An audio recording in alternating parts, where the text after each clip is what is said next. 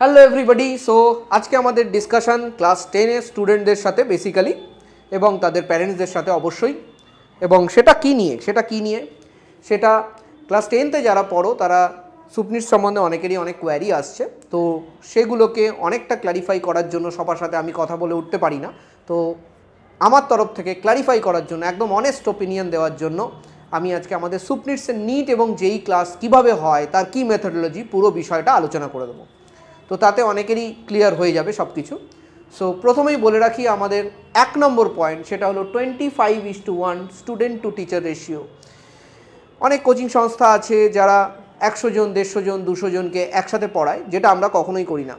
আমরা একটা healthy student to teacher ratio maintain করি, তাতে আমাদের একটু কষ্ট হলে হয়, তাতে কোনো প্রবলেম হয় না। আমরা দরকার হলে ব্যাচ স্প্লিট করে দিই, ঠিক আছে, ব্যাচ ভাগ করে দিই। তাতে কি হয়, তোমরা যারা আমাদের এখানে পড়বে সে প্রতিটা বাচ্চা যেন এটা না বলতে পারো যে আমি ওখানে বুঝতে পারছি না, আমার অত লোকের মধ্যে আমি জিজ্ঞেস করতে পারছি না, আমি ফ্যাকাল্টিকে অ্যাপ্রোচ করতে পারছি না, এই জিনিসটা যেন না আসে আমার ইনস্টিটিউটে। আমরা যেখানে এখানে পড়াই অনেকজন একসাথে, তাদের কাছে যেন এই জিনিসটা না আসে। আমরা এই ব্যাড ফিডব্যাক নিয়ে চলতে চাই না।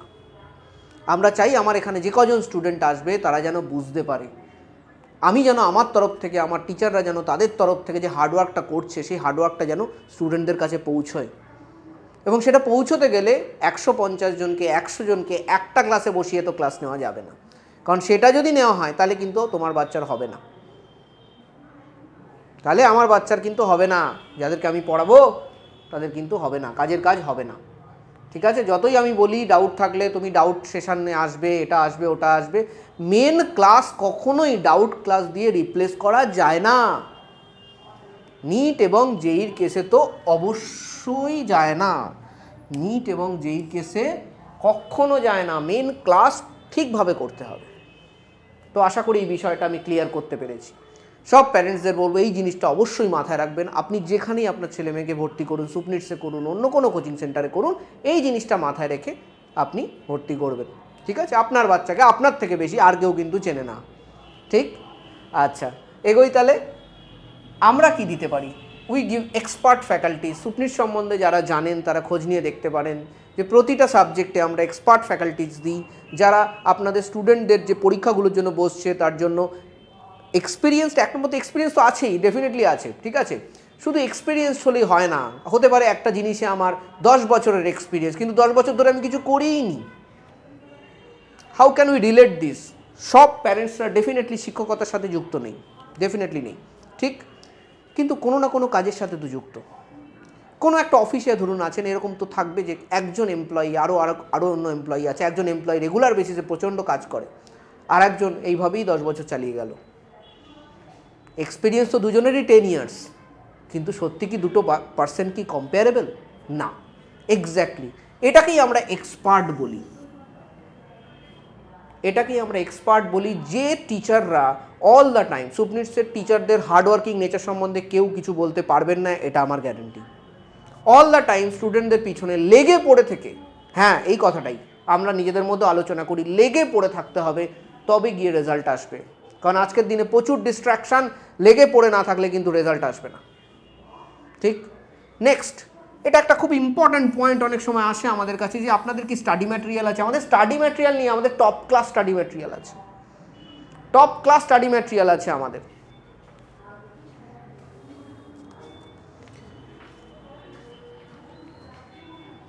যেই একটা স্টাডি ম্যাটেরিয়াল দেখাচ্ছি, অনেকেই এটা হয়তো দেখেছো যারা এখানে পড়েছো, এবং জানো এটার ক্লাসটা কি, what kind of study material is this.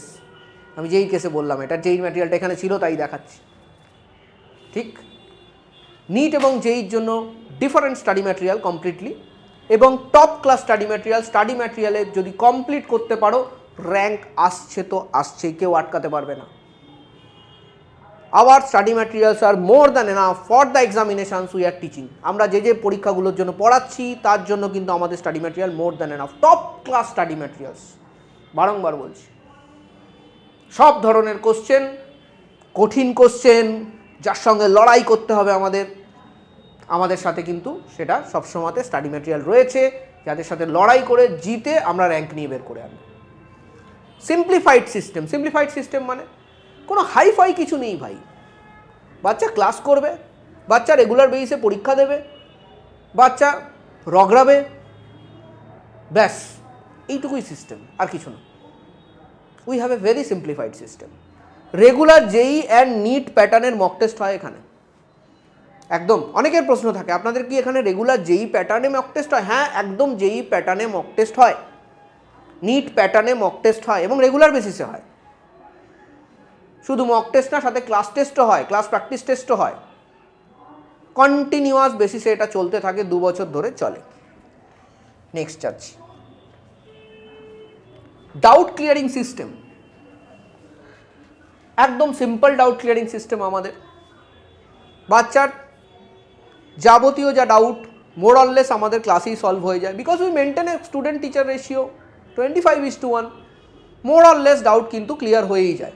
তারপরে বাচ্চা যখন কোনো অঙ্ক করছে, কোনো অঙ্ক বেঁধে গেলে আমাদের নিজস্ব হোয়াটসঅ্যাপ গ্রুপ আছে, এটা সবারই থাকে, সব টিচাররাই থাকে, এটা তো আলাদা কিছু নয়।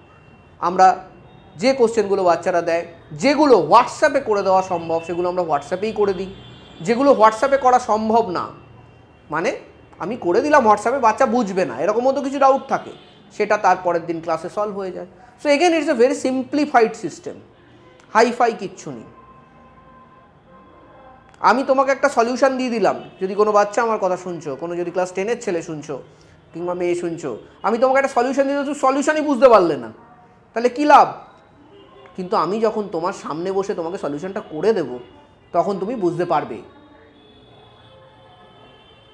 হোয়াটসঅ্যাপে কোনটা দেওয়া যাবে? অ্যাপ অ্যাপ্রোচ, আজকের দিনে অ্যাপ অ্যাপ্রোচ পর্যন্ত এআই নিয়ে চলছে। But AI is good in certain cases, AI is definitely good.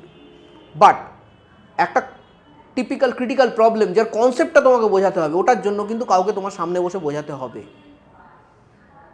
আর তুমি না বুঝতে পারলে তখনই তুমি প্রশ্ন করতে পারবে, otherwise it will not be possible, এটা সম্ভব হবে না। ঠিক আছে?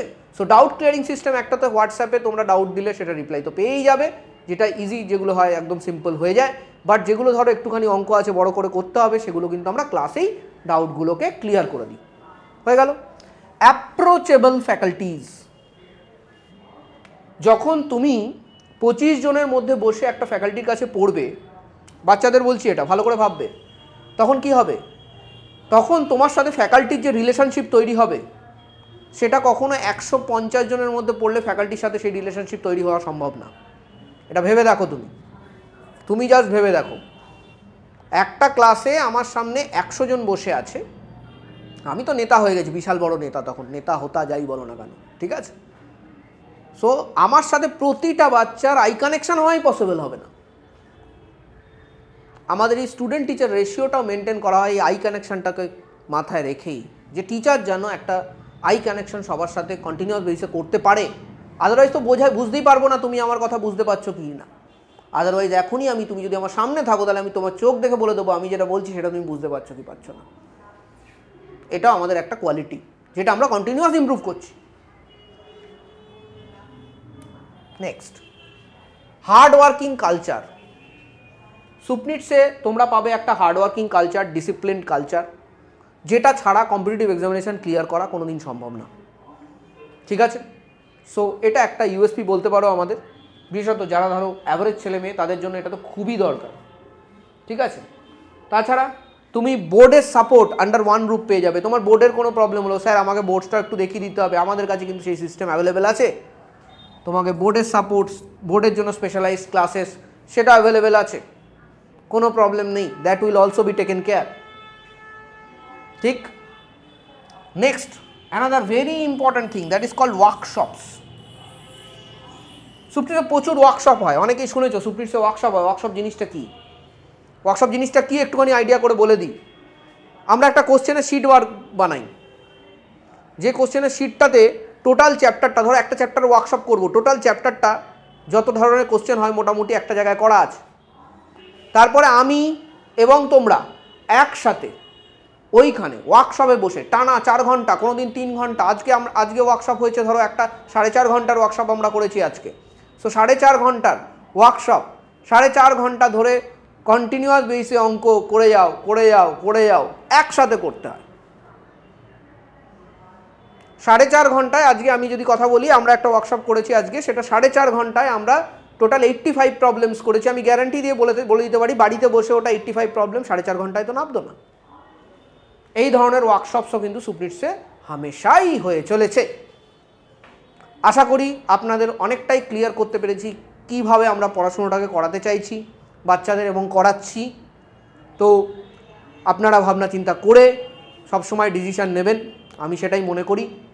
আর যারা যারা সুপনিটসের সম্বন্ধে কিছু ডাউট ছিল সেটা আশা করি ক্লিয়ার করে দিতে পেরেছি আমার তরফ থেকে।